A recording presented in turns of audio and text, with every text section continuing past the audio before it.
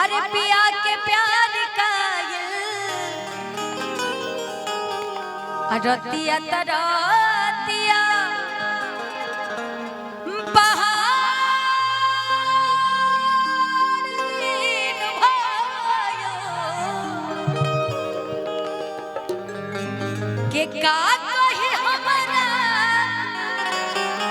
अरे करे जा लतारी के जी। अच्छा, विमल पान मसाला की तरफ से शशिकांत झा जी की तरफ से भी 501 रुपए का आशीर्वाद है। पैर छूकर के प्रणाम। और विमल मसाला ऐसे ही आपका बिकता रहे और ज्यादा बिक जाए तो इधरों दे दीजिएगा। यहाँ कोई खाता हो तो फ्री में ले लेगा।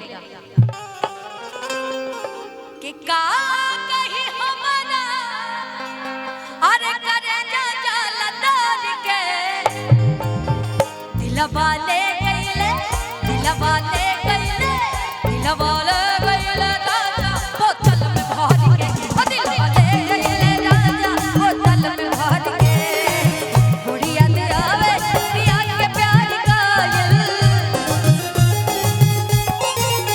रतिया तरतिया बहार दिन भायल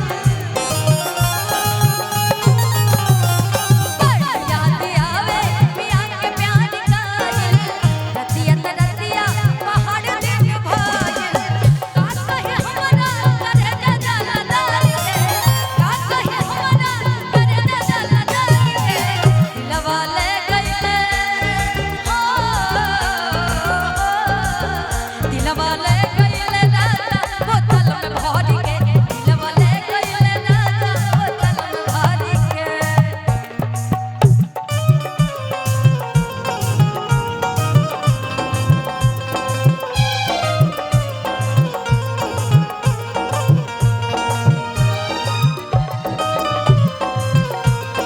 ओंकार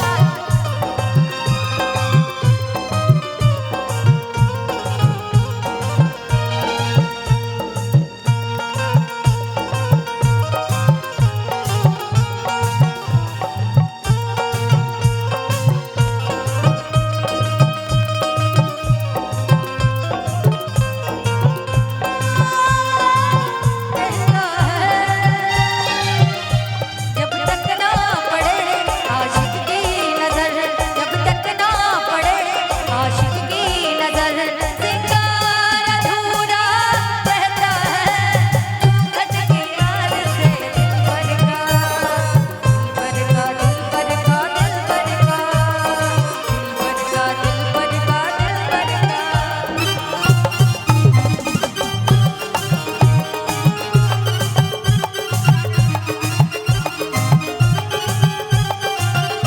और बड़ा प्यारा आशीर्वाद झनकार ऑर्केस्ट्रा की तरफ से 101 रुपया। लड़के के छोटे भाई अभिषेक झा जी की तरफ से भी 101 रुपए का आशीर्वाद। लेकिन कहा तरी सारा दिन में गवाना करवला बेदर छूटल नया वही गवाना के हरदी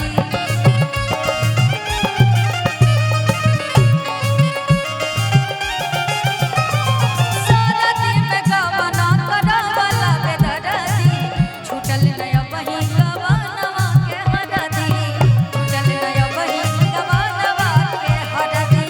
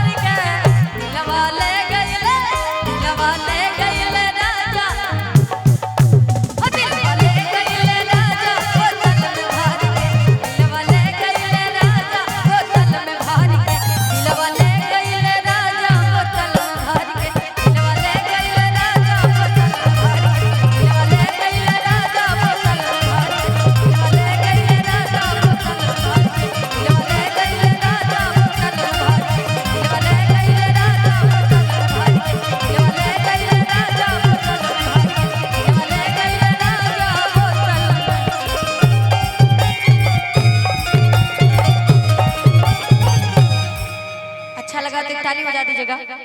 और मैं अपने सुशील भाई